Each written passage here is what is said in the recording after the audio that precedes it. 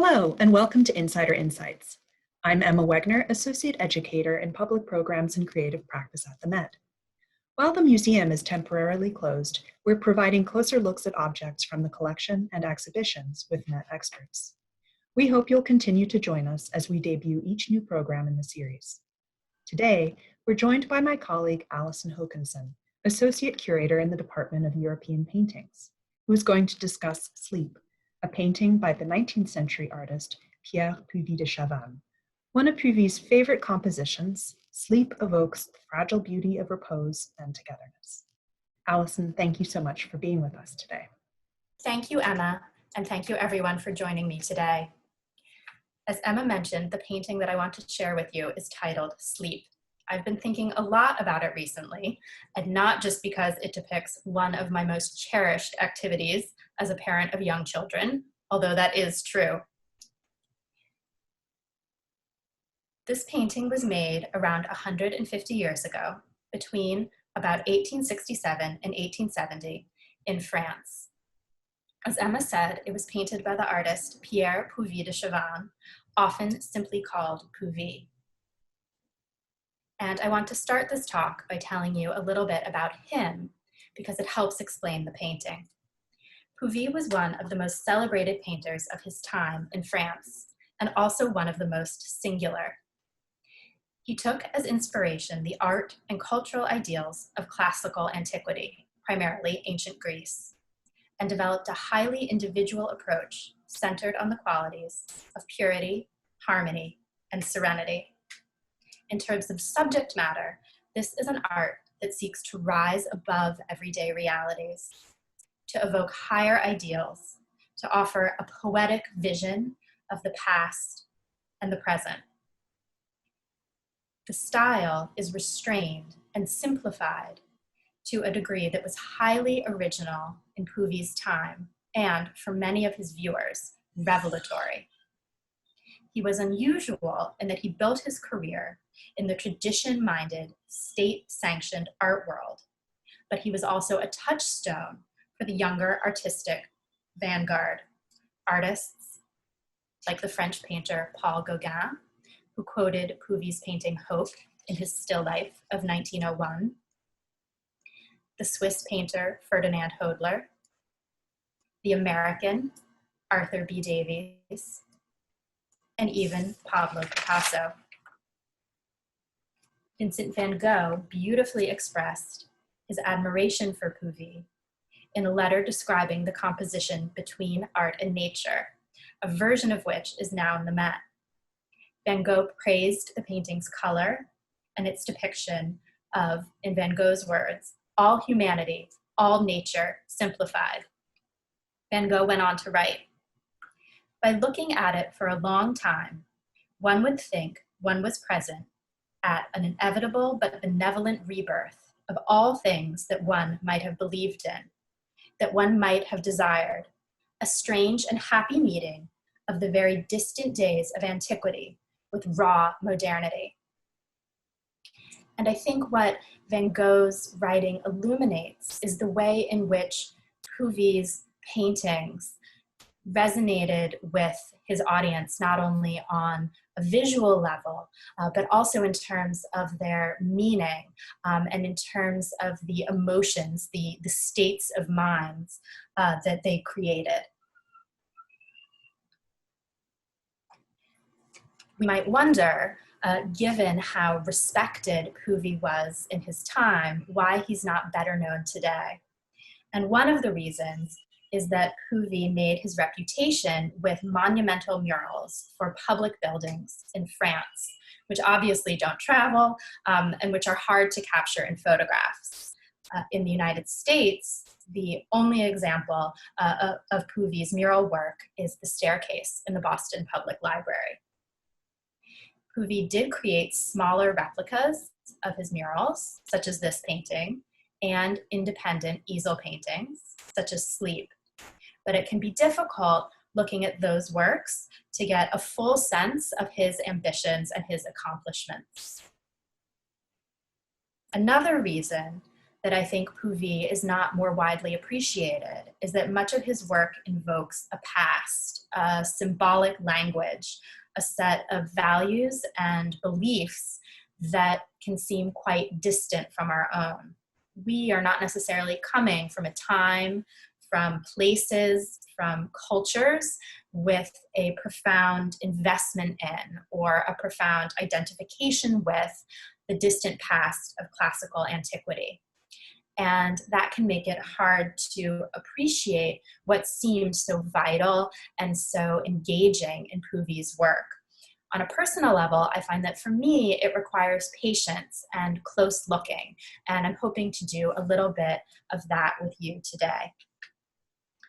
The Met's version of Sleep is a replica, about 1/6 the size, of a monumental painting now in the Palais des Beaux-Arts in Lille.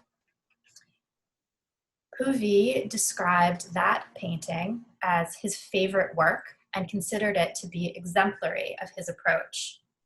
He associated the composition with an excerpt from the Aeneid written by the ancient Roman poet Virgil in the 1st century BC. And that excerpt is inscribed in the original Latin on a preparatory sketch for the Lille painting that's now in the Met's collection. And it reads, an approximate translation, "It was the hour when the first rest of weary mortals begins." In Virgil's story, this line refers to a defining moment when the citizens of Troy are asleep, thinking themselves safe from their enemies, the Greeks, and spared from war.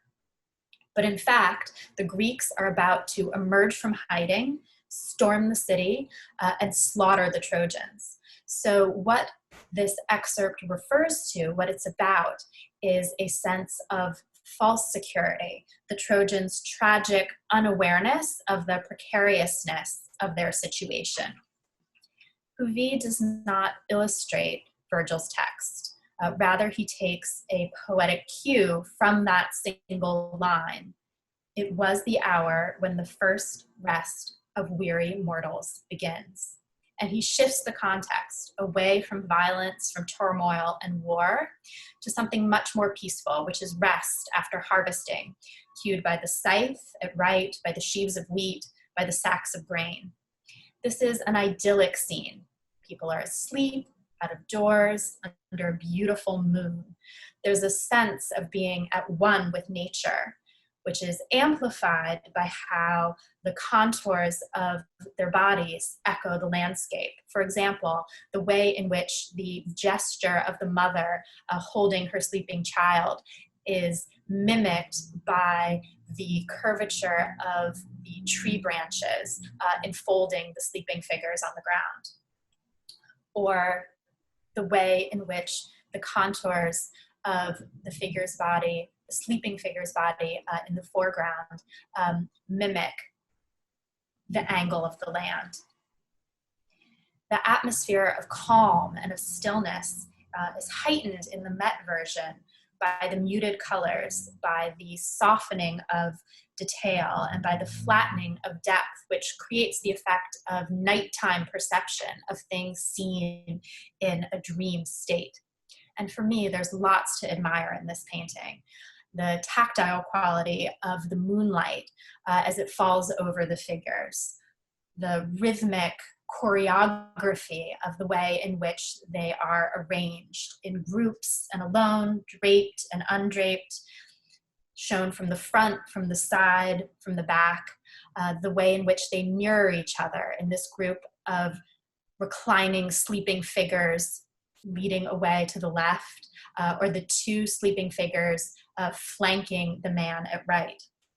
What I most respond to right now is the sense of vulnerability, of how unprotected and exposed these people are. They are literally naked or something quite close to it. I also respond to this depiction of togetherness, of mutual dependence, of trust, of the physical proximity among people of all ages, which is encapsulated in the enfolding gestures of the mother holding her child at right, of the sleeping couple, or here in this group of figures cuddled up together. For me, this painting resonates as an evocation of the human need for respite, for contact, and for community. And that's all the more moving, all the more poignant, because this scene is bracketed by symbols of mortality. At the right, there is the scythe, which is traditionally associated often with death. And on the left, there are the embers glowing under the tipped brazier, juxtaposed with the moonlight, which is a common emblem in 19th century art for the transience and insignificance of human life amid the eternal grandeur of nature.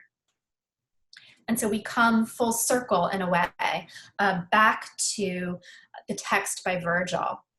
This is a moment of calm, of intimacy, and of rest that comes with an appreciation, an acknowledgement of our own fragility, our own frailty. And to me, that makes this moment all the more precious and all the more beautiful. So I will leave you there. I will say thank you again. I hope that you will join us for future episodes. And in the meantime, be well, be healthy, and stay safe. Thank you.